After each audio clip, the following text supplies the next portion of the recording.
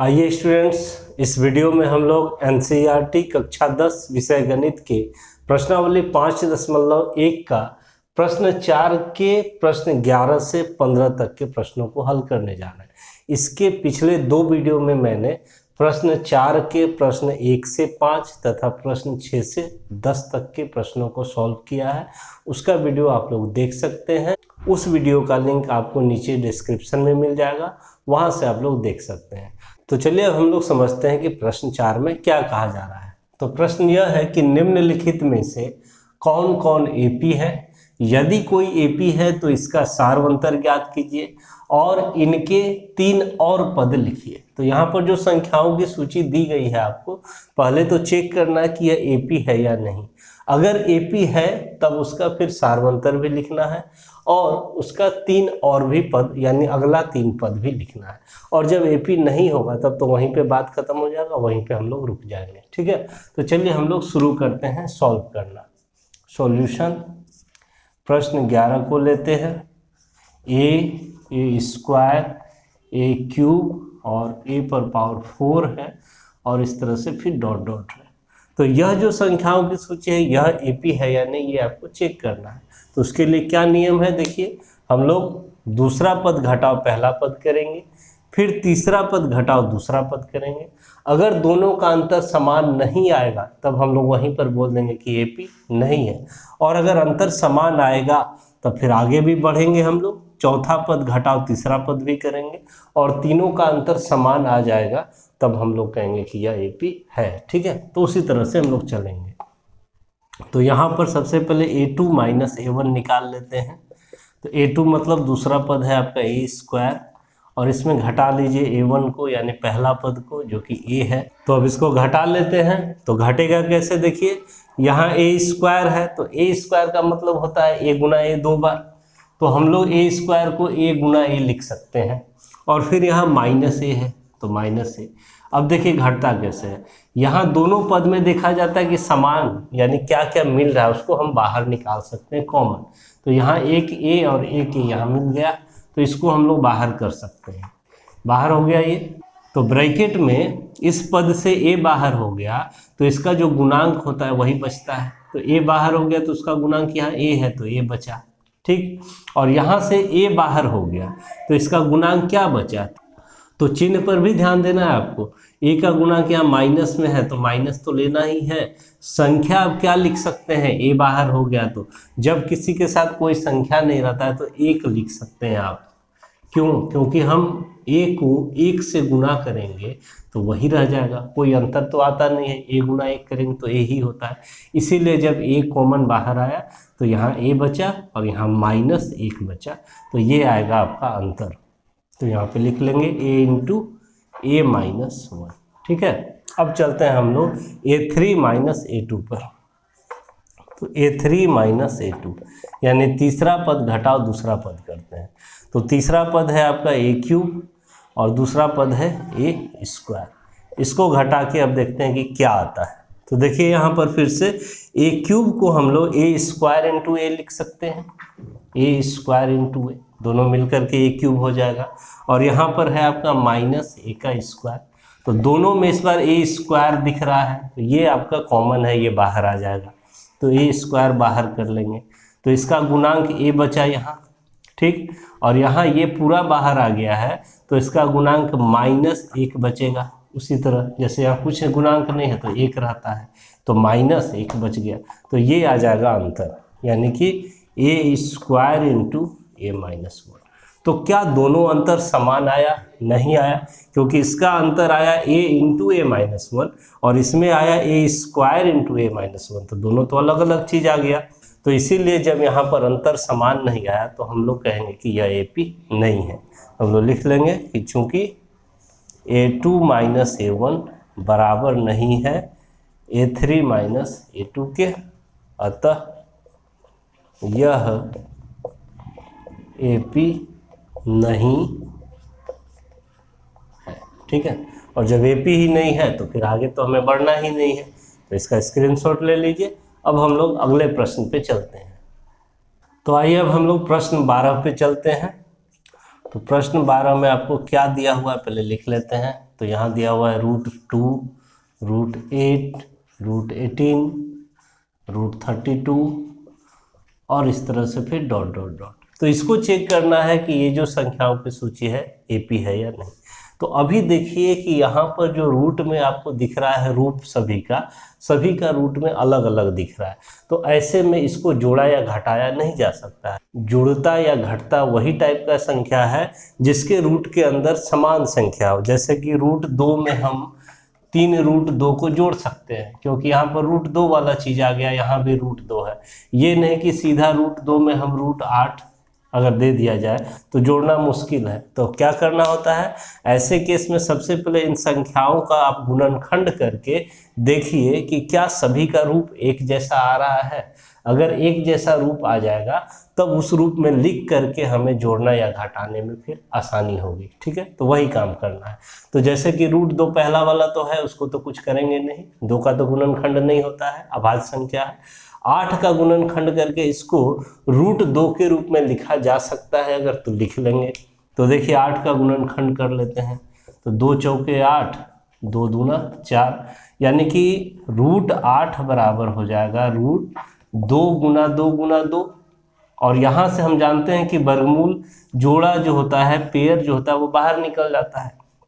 तो 2 गुना 2 का जोड़ा मिला तो 1 2 बाहर हो जाएगा, और इसका जोड़ा नहीं मिला इस 2 का, तो ये रूट में ही रह जाएगा। तो √8 को हम लोग 2 √2 लिख सकते हैं। तो इसे अगले लाइन में हम लोग लिख लेंगे कि √2, फिर इसे लिख लेंगे 2 √2, और उसी तरह से अब √18 का भी गुणनखंड करके देखते हैं कि क्या आता है। तो 18 का करेंगे तो 2 9 18, फिर 3 तिया 9, यानी √18 बराबर हम लोग लिख सकते हैं 2 गुना 3 गुना 3। तो 3 का जोड़ा मिला तो 3 बाहर हो जाएगा, और 2 का नहीं मिला तो 2 रूट में ही रह जाएगा। तो √18 को हम लोग 3 √2 लिख सकते हैं। तो 3 √2 लिख दिए। उसी तरह से √32 को क्या लिख सकते हैं, तो 32 का भी गुणनखंड करके देख लेते हैं। तो 2 से 16, 2 से 8, फिर 2 से 4, फिर 2 से 2, यानी कि √32 बराबर हम लोग लिख सकते हैं 2 गुना 2 गुना 2 गुना 2 गुना 2। 5 बार 2 आया है, तो एक जोड़ा यहाँ मिला, दूसरा जोड़ा यहाँ मिला, तो जोड़ा को बाहर कर लेंगे हम लोग। तो यहाँ से एक जोड़ा पेयर जो है उससे 1 2 बाहर आ गया, इस जोड़े से 1 2 बाहर आ गया, और इसका जोड़ा नहीं मिला तो ये रूट में ही रह गया। तो 2 दूना 4 √2 ये आ गया। तो √32 को हम लोग लिख सकते हैं 4 √2। तो इस तरह से अब संख्या को, तो इस तरह से जो संख्या आपका आया, अब सभी का रूप एक समान आपको दिख रहा होगा। √2, यहाँ भी √2, यहाँ भी √2, यहाँ भी √2। अब इसको आसानी से जोड़ा या घटाया जा सकता है। तो चलिए अब हम लोग आगे बढ़ते हैं फिर। तो अब हमें इसे चेक करना है कि यह एपी है या नहीं। तो उसके लिए हम लोग वही काम करेंगे, पहले a2 - a1 कर लेते हैं, दूसरा पद घटाओ पहला पद। तो दूसरा पद हो गया 2 √2, और इसमें पहले पद को घटा लीजिए √2 को। तो 2 √2 में 1 √2 समझिए घटेगा, तो 1 √2 बचेगा, और 1 √2 का मतलब क्या, √2 ही, तो यहाँ √2 बच गया। उसी तरह से फिर हम लोग a3 - a2 निकाल लेंगे, यानी तीसरा पद घटाओ दूसरा पद। तो तीसरा पद है 3 √2, इसमें माइनस कर लेंगे दूसरे पद को 2 √2 को। तो यहाँ पर समझिए कि 3 √2 में 2 √2 घटा देंगे तो 1 √2 बचा, 1 √2 का मतलब √2 ही बचा, यही होता है। तो यहाँ पर अभी तक हमें अंतर समान दिख रहा है, दोनों का अंतर क्या दिख रहा है, समान, √2 √2। तो अब हम लोग चौथा में तीसरा को घटाते हैं, यानी a4 - a3 कर लेते हैं। तो a4 हो गया आपका 4 √2, और इसमें माइनस कर लीजिए 3 √2 को। तो इस तरह से आप समझिए 4 √2 में 3 √2 घटा देंगे तो 1 √2 बचा, और 1 √2 का मतलब √2। तो अब आपको दिख रहा होगा क्लियरली कि तीनों का जो अंतर है वह समान आया है, इसका मतलब कि यह एपी है। तो अब हम लोग लिख लेंगे कि चूंकि a2 - a1 बराबर a3 - a2 बराबर a4 - a3, अतः यह एपी है। इसका मतलब कि अंतर समान आ गया, तो यह AP है। और अब AP हुआ तब इसका सार्वंतर ज्ञात करना है और आगे का 3 पद भी लिखना है। चलते हैं अब यहाँ पर हम लोग सार्वंतर, तो सार्वंतर को D से सूचित करते हैं, यानी D बराबर कितना, तो ये जो अंतर आया आपका √2, यही सार्वंतर हो जाता है, तो √2 हो गया आपका सार्वंतर। ठीक है, अब अगला 3 पद लिखना है, तो अगले 3 पद। ठीक है, तो अगले 3 पद का मतलब क्या, 4 पद दिया है तो 5वां 6ठा और 7वां पद निकालना है, यानी A5 निकालना है सबसे पहले। और A5 कैसे निकलता है, तो चौथे पद में सार्वंतर को जोड़ने से, यानी A4 में D को जोड़ने से। तो A4 कितना है आपका, देखिए इस रूप में जो लाए हैं यही वाला लिखेंगे ताकि जोड़ने में हमें सहूलियत मिलेगा। √32 भी लिख सकते हैं, लेकिन फिर उसको इसी रूप में लाना होगा जोड़ने के लिए, तो हम लोग यही लिख लेते हैं A4, 4√2, और इसमें सार्वंतर जो है √2 उसको जोड़ लीजिए, तो 4√2 में 1√2 जोड़ लेंगे तो 5√2 हो गया। अब इस 5√2 को आपको ऐसा संख्या के रूप में लिख देना है, यानी रूट के अंदर में उसको क्या लिखा जा सकता है, तो इसको समझिए। 5√2 को 5√2 से गुणा कर दीजिए, तो यही जो आएगा ये पूरा होल रूट में लिखा जाएगा। तो 5 गुना 5 25, √2 गुना √2 2, तो 25 दूना 50, तो यही √50 हो गया। जब आप 50 का गुणनखंड करके तोड़ेंगे तो यही बन जाएगा 5√2। तो जब भी ऐसा लिखना हो आप गुना कर लीजिएगा संख्या को 2 बार खुद से और उसको रूट में लिख दीजिएगा, यही आ जाता है। ठीक है, अब बढ़ते हैं आगे। A6 छठा पद, तो इसके लिए क्या करना है, इसके लिए आपको 5वें पद में D को जोड़ना होता है। ठीक है, तो 5वां पद क्या है आपका, तो 5वां पद देखिए ये जो √50 निकला है इसको न लिख करके हम लोग उसके पहले वाले को लिख लेते हैं 5√2 को, और इसमें जोड़ लेते हैं D को, यानी √2 को, तो ये हो गया 5√2 प्लस √2 6√2। इस तरह से जोड़ने में आसानी हुआ। अब 6√2 को फिर आपको लिख देना है रूट के अंदर में संख्या में, तो इसको ही खुद से गुना कर देना है, 6√2 गुना 6√2, तो 6 गुना 6 36, और √2 गुना √2 2, 36 दूना 72, तो ये हो जाएगा √72। ठीक है, आगे बढ़ते हैं हम लोग। तो अब निकालते हैं हम लोग 7वां पद A7, और A7 के लिए A6 में D को जोड़ देंगे। ठीक है, छठे पद में, तो छठा पद यहाँ 6√2 आया है, 6√2 लिख देते हैं, और D है आपका √2, 6√2 में √2 जोड़ देंगे तो 7√2 हो गया। और 7√2 को फिर रूट के अंदर में लिखना है, तो उसको 2 बार गुना कर लीजिए, 7√2 इंटू 7√2, तो 7 गुना 7 49, गुना √2 गुना √2 2, और 49 को 2 से गुना कर लेंगे तो 98 हो जाएगा।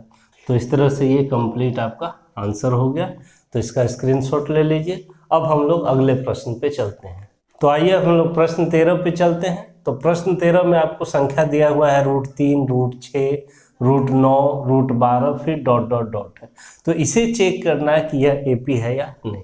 तो इसके लिए हमें फिर से वही काम करना है, दूसरा पद घटाओ पहला पद, फिर तीसरा पद घटाओ दूसरा पद, और अंतर देखना है कि बराबर आ रहा है कि नहीं। ठीक है, तो चलते हैं हम लोग शुरू करते हैं। A2 माइनस A1 कर लेते हैं, यानी दूसरा पद घटाओ पहला पद। तो दूसरा पद है √6, इसमें घटा लीजिए √3 को। तो अभी तो देखिए कि दोनों का रूप एक जैसा नहीं है, ठीक है, तो अभी घट नहीं सकता है, तो उसके लिए पहले एक रूप में लाना होता है। तो क्या करेंगे, देखिए 6 को हम लोग 2 गुना 3 लिख सकते हैं, और यहाँ पर है माइनस √3, तो इसे अब हम लोग लिख सकते हैं √2 गुना √3, अलग अलग रूट पे ही, और यहाँ पर है माइनस √3। तो अब देखिए एक पद आपका ये हुआ, दूसरा पद ये हुआ, दोनों में √3 दिख रहा है, तो वो जो है कॉमन है, यानी बाहर निकाल सकते हैं। तो हम लोग √3 को बाहर निकाल लेंगे, तब इसका गुणांक यहाँ √2 बचा, और यहाँ से √3 बाहर आ गया समझिए, तो इसका गुणांक क्या बचा, तो -1 बचा। जब वो संख्या पूरा का पूरा बाहर निकल जाता है तब उसका गुणांक कुछ संख्या नहीं है तो सिर्फ 1 ले लिया जाता है, और यहाँ चिन्ह चूंकि माइनस था तो माइनस ले लेंगे। तो इस तरह से इसका जो घटाव आया, डिफरेंस आया √3 ब्रैकेट √2 - 1, इतना आया। अब हम लोग निकाल लेते हैं A3 - A2, A3 - A2। तो तीसरा पद है √9 और दूसरा पद है √6, इसको घटाना है।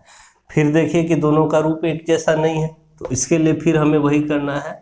9 को लिख सकते हैं 3 गुना 3 रूट के अंदर में, और इस 6 को लिख सकते हैं हम लोग 2 गुना 3। अब दोनों को अलग अलग रूट के रूप में लिख सकते हैं। इसे लिख सकते हैं √3 गुना √3, और माइनस इसे लिख सकते हैं √2 गुना √3। ठीक है, अब दोनों पदों में आपको √3 दिख रहा है, तो √3 एक यहाँ, √3 एक यहाँ, दोनों में है, तो ये इस बार कॉमन होके बाहर आ जाएगा, तो √3 आपका बाहर निकल जाएगा। तो इसमें से √3 बाहर आ गया, तो इसका गुणांक क्या बचा? √3 ही बचा। और फिर इस पद में से भी √3 समझिए बाहर चला गया, तो इसका गुणांक यहाँ क्या बचा? -√2 बचा, तो -√2, ये आ गया अंतर। तो दोनों का अंतर समान नहीं आया, क्लियरली दिख रहा है। यहाँ आया है √3 × √2 - 1, यहाँ आया है √3 × √3 - √2, तो दोनों तो बराबर नहीं है, और जब बराबर नहीं है तब यह AP नहीं है। हम लिख लेंगे कि चूंकि A2 - A1 बराबर नहीं है A3 - A2 के, अतः यह AP नहीं है। जब AP ही नहीं है तो अब सार्वंतर और अगला 3 पद लिखने की जरूरत ही नहीं है। तो अब हम लोग अगले प्रश्न पे चलते हैं। 1 का स्क्वायर, 3 का स्क्वायर, 5 का स्क्वायर, 7 का स्क्वायर, फिर डॉट डॉट डॉट है। इसका मतलब कि ये जो संख्याओं की सूची है, इसको चेक करना है पहले कि यह AP है या नहीं। ठीक है, तो इसके लिए यहाँ जो स्क्वायर के रूप में संख्या दिख रहा है, इसको सबसे पहले सॉल्व करके हम लोग पूर्णांक के रूप में लिख लेते हैं, तब जोड़ने या घटाने में हमें आसानी होगी। ठीक है, तो इसको हम लोग लिख सकते हैं 1 के स्क्वायर को 1, 3 के स्क्वायर को 9 लिख सकते हैं, क्योंकि 3 गुना 3 करेंगे तो 9 होगा। 5 के स्क्वायर को 5 गुना 5 25, और 7 के स्क्वायर को 7 गुना 7 49, ये आएगा आपका। ठीक है, अब इसे ही चेक कर लीजिए कि यह AP है या नहीं। तो उसके लिए हम लोग A2 - A1 निकालेंगे पहले। तो यहाँ A2 मतलब दूसरा पद 9 है, और उसमें घटा लीजिए पहले पद को 1 को, तो 9 में से 1 घटा लेंगे तो 8 आ गया। अब निकाल लेते हैं A3 - A2, यानी तीसरा पद घटा दूसरा पद, तो तीसरा पद 25 है, इसमें घटा लेंगे दूसरे पद 9 को, तो 25 में 9 घटा लेंगे तो 16 हो जाएगा। तो यहाँ पर हमें दिख रहा है कि दोनों बार में जो अंतर आया वो समान नहीं आया, तो इसका मतलब कि यह AP नहीं है। तो हम लोग लिख लेंगे कि चूँकि A2 - A1 बराबर नहीं है A3 - A2 के, अतः यह AP नहीं है। तो यहीं पे हो गया हमारा आंसर, इसका स्क्रीनशॉट ले लीजिए। अब हम लोग प्रश्न 4 का जो अंतिम प्रश्न है, प्रश्न 15, उस पे चलते हैं। तो प्रश्न 15 में देखिए संख्या दिया हुआ है 1 का स्क्वायर, 5 का स्क्वायर, 7 का स्क्वायर और 73, और इधर फिर डॉट डॉट डॉट है। तो सबसे पहले इसे चेक करना है कि यह AP है या नहीं। तो उसके लिए जितना भी संख्या आपको स्क्वायर में दिख रहा है, सबको सॉल्व करके पूर्णांक के रूप में पहले लिख लीजिए। तो यहाँ पर 1 का स्क्वायर 1 हो जाएगा, 5 का स्क्वायर 5 गुना 5 25, और 7 का स्क्वायर 7 गुना 7 49, और ये 73, और इस तरह से ये हमारा संख्याओं की सूची तैयार हो गई। अब क्या करना है आपको? अब A2 - A1 निकालना है सबसे पहले। दूसरा पद घटा पहला पद, तो 25 में 1 घटा देंगे, तो 25 में 1 घट गया 24। अब निकाल लेना है A3 - A2, यानी तीसरा पद घटाओ दूसरा पद। तीसरा पद है 49, इसमें घटा लेंगे 25 को, तो कितना आएगा? 9 में से 5 4 हो गया, और 4 में से 2 घटाएंगे तो 2 हो गया, तो 24 आया। अभी तक तो समान ही आ रहा है। तो अब आपको चौथा पद में तीसरा पद को भी घटा के देख लेना है, यानी A4 - A3। तो चौथा पद है 73, इसमें घटा लीजिए 49 को, तो इस तरह से 13 में से 9 गया 4, यहाँ बच गया 6, 6 में से 4 गया 2, 24। तो इस तरह से दिख रहा है कि प्रत्येक बार जो अंतर आया वह समान आया है। इसका मतलब कि यह जो संख्याओं की सूची है यह AP है। तो लिख लेंगे कि चूंकि A2 - A1 बराबर A3 - A2 बराबर A4 - A3, अतः यह AP है। ठीक, यह AP है। ये तो हो गया क्लियर। अब इसका सारवंतर ज्ञात करना है और इसका अगला 3 पद भी लिखना है। तो यहाँ पे आ जाते हैं अब हम लोग। तो सारवंतर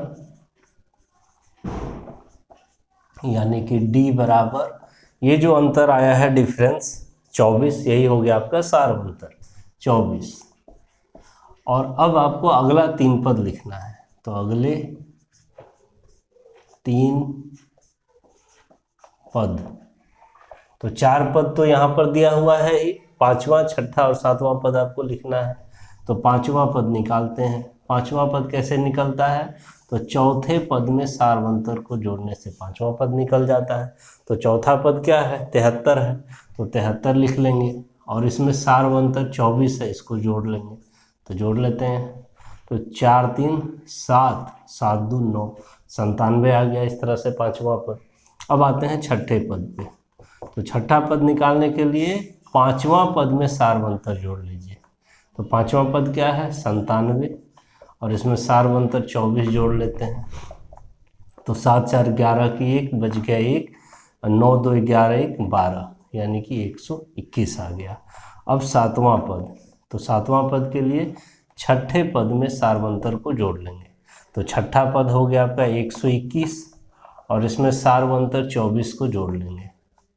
तो कितना हो जाएगा? देखिए 4 1 5, 2 2 4 और इधर 1, यानी 145। तो इस तरह से ये आपका कंप्लीट आंसर हो गया। तो इस वीडियो में हम लोग प्रश्नावली 5.1 के प्रश्न 4 के प्रश्न 11 से 15 तक के प्रश्नों का हल कर लिए। इसका मतलब कि प्रश्न 4 हमारा आज ये कंप्लीट हो गया। तो वीडियो अच्छा लगा हो, समझ में आया हो तो वीडियो को लाइक करें, शेयर करें और न्यू अपडेट्स के लिए मेरे चैनल को भी सब्सक्राइब कर लें। Thank you.